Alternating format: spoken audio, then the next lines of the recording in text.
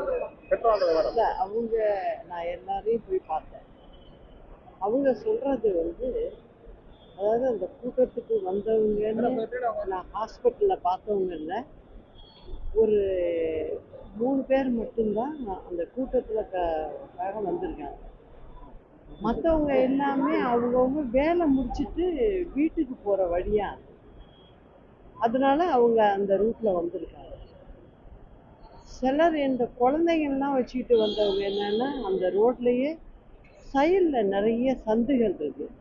அதுல பாத்தீங்கன்னா 50லேருந்து 100 வீடுகள் இருக்கு, சின்ன சின்ன வீடுகள் இருக்கு. அந்த மாதிரி இருக்கிற இடத்துல அவங்க குடியிருக்காங்க. அங்க உள்ள ஜனங்களுக்கு என்ட்ரி அந்த ரோடு தான்.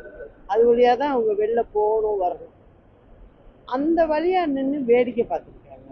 அவங்க காம்பவுண்டுக்கிட்டே நின்று வேடிக்கை பார்த்துருக்காங்க.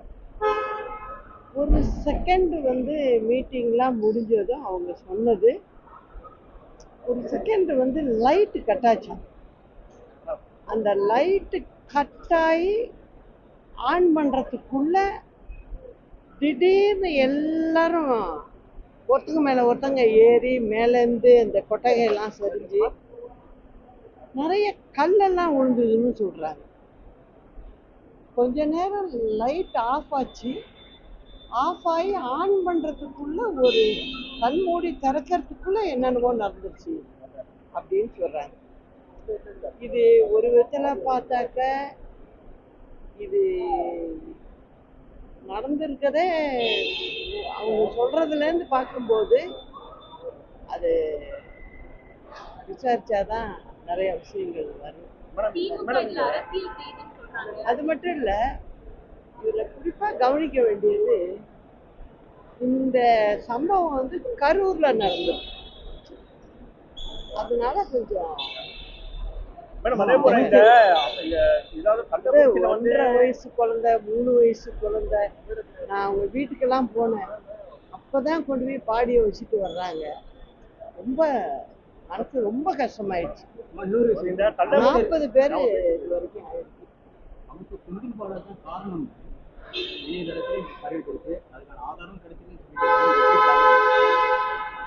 என்னை பொறுத்த வரைக்கும் இந்த இடத்துல நடந்திருக்கிறத பார்க்கும்போது, அவங்கெல்லாம் சொல்ற அந்த வீட்டுல பாதிக்கப்பட்டவங்க சொல்றதையெல்லாம் பார்க்கும்போது, திரும்ப திரும்ப அவங்க சொல்றது எல்லாம் நல்லா போனுச்சுன்னா லைட் ஆஃப் ஆச்சு.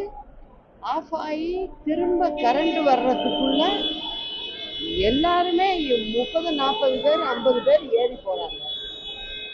ஒருத்தர் நான் பார்த்து பேசுறேன், அவர் ஆட்டோ டிரைவர். அவர் சவாரி எடுத்துக்கிட்டு ஆட்டோ வந்தவர் நிறுத்தி இருந்திருக்காரு ஓரம்.